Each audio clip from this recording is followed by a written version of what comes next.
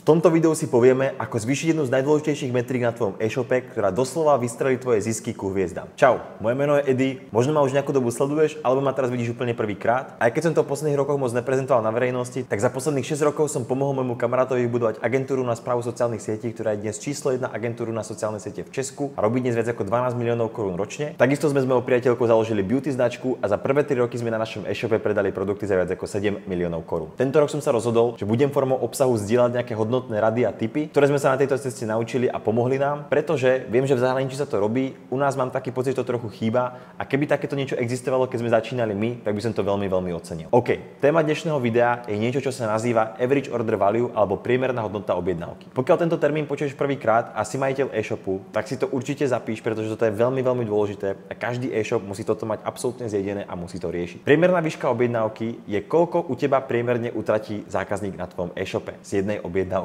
Logicky. S týmto termínom veľmi úzko súvisia dva termíny a dve techniky, ktoré sa na e-shopoch, ale celkovo aj v biznise používajú na to, aby sme toto číslo navyšovali. Tieto termíny sú upsell a tzv. Cross-sell. Najľahšie ti to dokážem vysvetliť na príklade McDonaldu. Keď prídeš do McDonaldu, tak objednáš si hamburger a automaticky sa ťa spýtajú, či si k tomu nedáš aj hranolky. To je tzv. Cross-sell. Niečo, čo sa ti hodí k tomu, čo si aktuálne kupuješ a mohol by si to k tomu dokúpiť. Ty povieš teda, že áno, to je dobrý nápad, tak oni ti z toho spravia menu a potom sa ťa spýtajú, či by si náhodou to menu nechcel radšej zvýšiť na veľké, pretože tam máš napríklad väčší nápoj. Toto je upsell. To znamená, že predajú ti viac toho istého, čo si práve kupuješ. Tieto dve techniky sa používajú na to, aby navýšili priemernú hodnotu tvojej objednávky. Aby miesto toho, že si do toho McDonaldu prišiel a kúpil si iba cheeseburger za 1 euro, možno dneska už 1,20, tak aby si tam utratil 5, 6 alebo 7 eur. Tieto isté techniky je kľúčové používať na e-shope. Pokiaľ na e-shope niečo predávaš, tak potrebuješ vždy a všade doporučovať nejaké ďalšie súvisiace produkty, ktoré s tým tvojim hlavným produktom, ktoré si tam ľudia idú kúpiť, súvisia. Najlepšie to môžeš urobiť napríklad prostredníctvom aplikácie Monk, čo je aplikácia na Shopify, ktorú si môžeš nainštalovať a potom, čo tvoji zákazníci kliknú na pridať do košíku, tak im vyskočí okno, kde im doporučíš nejaké ďalšie produkty. Táto aplikácia nám razantne navýšila cross-selly a upselly na našom e-shope a je to rozhodne game changer. Ďalej, takisto môžeš doporučovať upselly alebo cross-selly priamo v košíku. Výborne tieto veci napríklad robí Alza.cz alebo SK.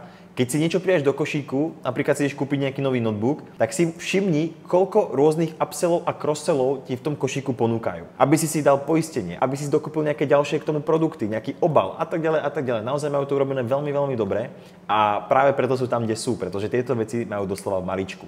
Každopádne, nepotrebuješ byť Alza na to, aby si toto využil na svojom malom e-shope a doslova vystrelil svoje profity ku hviezdam. No a prečo je to také dôležité a prečo sa to vlastne na tých e-shopoch toľko rieši? Má to dva hlavné dôvody.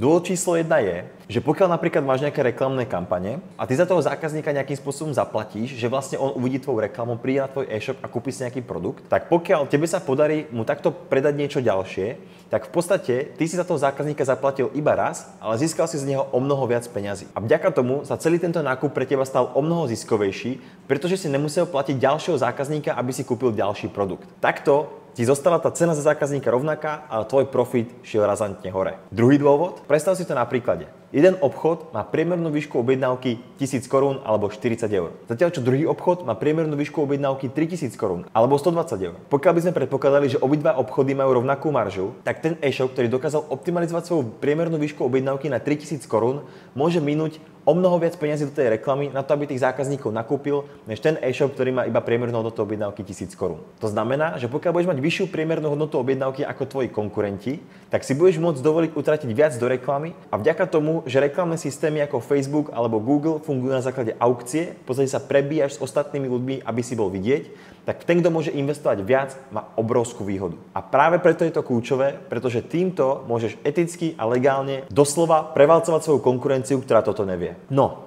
a na záver, ako nastaviť úspešné upsely? Štatistika, kam by si mal mieriť, je cca 30%. Pokiaľ máš tvoju ponuku správne, tak cca 30% zákazníkov by ju malo využiť. To znamená, že z 10 zákazníkov, ktorí si kúpia produkt, aspoň 3 by si mali kúpiť aj upsell alebo cross-sell, ktorý k nemu ponúkaš. Nám sa v testoch osvedčili nejaké veľmi lacné produkty, nad ktorými ľudia toľko nerozmýšľajú a zároveň sa skvele hodia k tomu hlavnému produktu, ktorý si prišli kúpiť. Takýmto príkladom v nejakom reálnom svete je napríklad, keď si v nejakom supermarkete, tak pri pokladni, keď už ideš platiť, tak zrazu tam vidíš hore nejaké tiktaky, žuvačky balíčky a tak ďalej. A to sú vlastne upsely, ktoré sa ti oni snažia za pár korún iba predať, pretože častokrát na týchto produktoch majú tieto supermarkety najvyššie marže. Takisto je dobrý nápad na tento produkt, ktorý doporučujete, dať nejakú časovo obmedzenú zľavu. Napríklad môžete povedať, že ak si k tomuto produktu pridajú tento, tak tento dostanú v 30% zľave oproti jeho normálnej cene. Môže to pre ľudí byť veľká motivácia to využiť a pokiaľ to máte dobre vypočítané, tak vám to môže priniesť úžasné zisky. Kľúčové v tomto celom je jednoduchosť. Musíte používať aplikácie ako napríklad Monk alebo nejaké iné rozšírenia, ktoré naozaj tento proces urobia veľmi jednoduchý, pretože čím viac krokov od zákazníkov chceme, tým je to pre nich náročnejšie a tým samozrejme je nižšia pravdepodobnosť, že to urobia.